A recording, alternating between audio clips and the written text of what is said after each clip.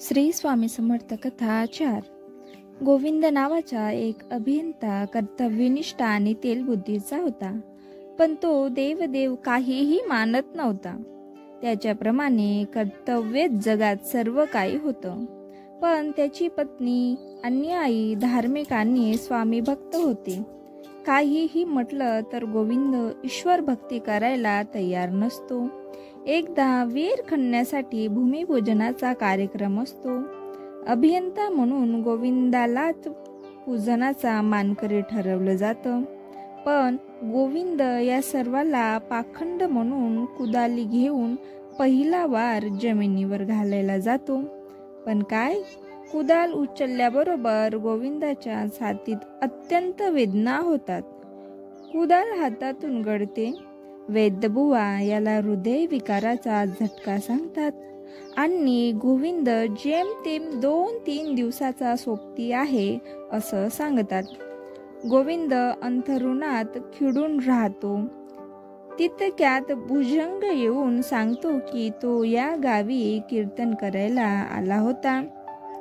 तेव्हाच स्वामींनी त्याला दृष्टांत देऊन सांगितलं की गोविंदांना घरी जाऊन निरोप दे की त्याचा रोग ललिता स्तोत्र वाचल्याने बरा होईल। तरीही गोविंद विश्वास न करून स्वामी वचन फेटाळून लावतो। घरचे फार गयावया करतात, तेव्हा त्याच्या खुशीसाठी गोविंद मन नसतानाही ललित स्तोत्र वाचतो।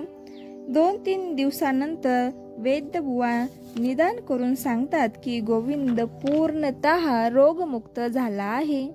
गोविंद तर थक्क होतो। स्वामी वचनाची महत्ता त्याला कळते। सर्व लोक स्वामी दर्शनाला येतात। गोविंद म्हणतो, स्वामी, माझा तुमच्यावर विश्वास नव्हता, तरी तुम्ही मला रोगमुक्त कसे केले? स्वामी म्हणतात, अरे, तुझा विश्वास नव्हता, पण तुझ्या परिवाराचा तर होता ना। अरे, आम्हाला आमच्या भक्तांसाठी तुला बरं करावं लागलं। अरे, विज्ञानावर विश्वास चांगला आहे, पण त्यांच्या कसोटीवर जे सिद्ध होत नाही ते खोटं आहे असं मानणं चुकीचं आहे। जिथे विज्ञानाचं प्रांत संपते तिथूनच देवाचं प्रांत सुरू होते। तुझा विज्ञान सुद्धा ईश्वरानेच बनवला आहे। जसे तुम्ही शिक्षित लोकांना अशिक्षित लोकांची कीव येते, तसंच आध्यात्मिक उंची गाठून ईश्वरीय साक्षात्कार झालेल्या लोकांना तुमच्यासारखे ईश्वराला न मानणारे पढत मुलांची कीव येते।